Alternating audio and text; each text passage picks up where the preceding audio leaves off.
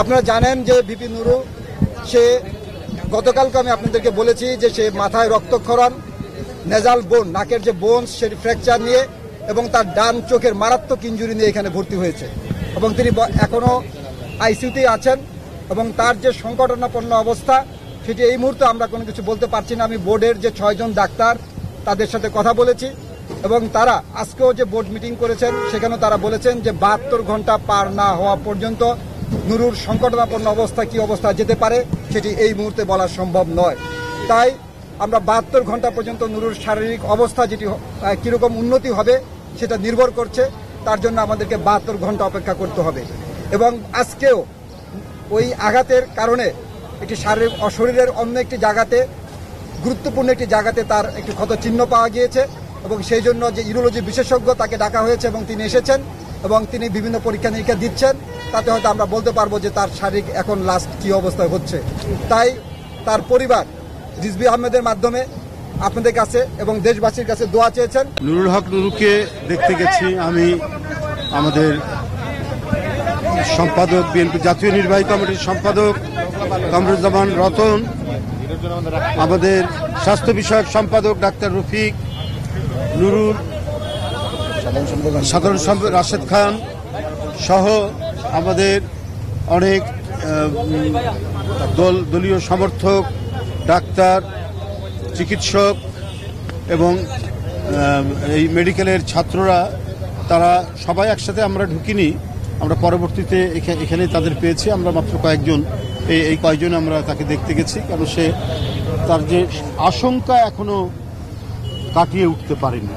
এটা আপনাদেরকে আমি পরিস্থিতি দেখে ডাক্তারদের সাথে আলোচনা করে এটা আমি পেয়েছি।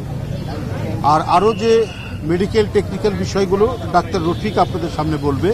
তো আমি শুধু এইটুকু বলবো যে এই পরিবর্তিত পরিস্থিতি 5ই আগস্টের 24-এর পরে নুরুল হক নুরু, তার উপর এই বীভৎস আক্রমণ, পৈশাচিক আক্রমণ হলো কেন? এটা তো আমার মনে হয়েছে একটা পূর্ব পরিকল্পিত একটা বিষয়,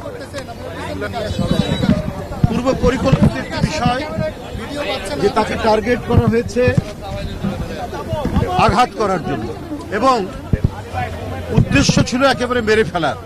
ওকে যেভাবে যে সমস্ত জায়গায় আঘাত করেছে, তার যদি ফ্র্যাকশন অফ মিলিমিটার ডানে বামে ওটা যদি আঘাতটা যদি যেত, তাহলে অনিবার্য মৃত্যু ছাড়া আমরা আর তাকে জীবন্ত অবস্থায় পেতাম না।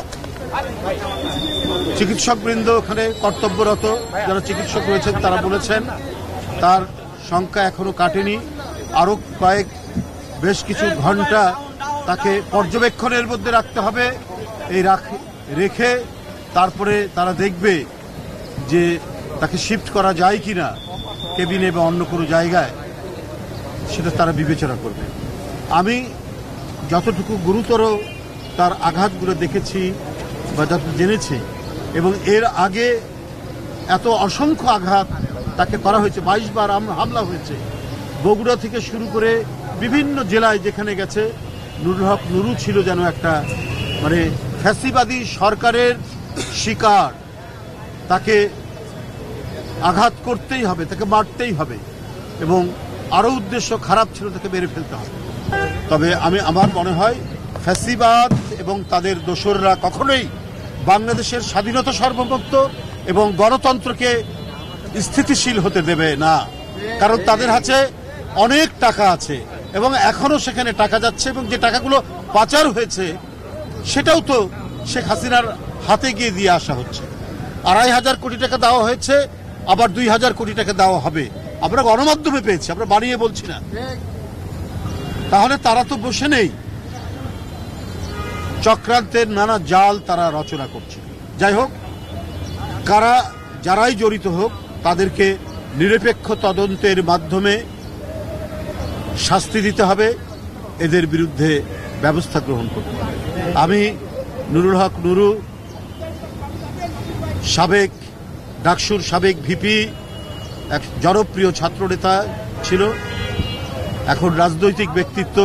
আমি তার আশু সুস্থতা কামনা করছি, আল্লাহ যেন তাকে দ্রুত সুস্থ করুন।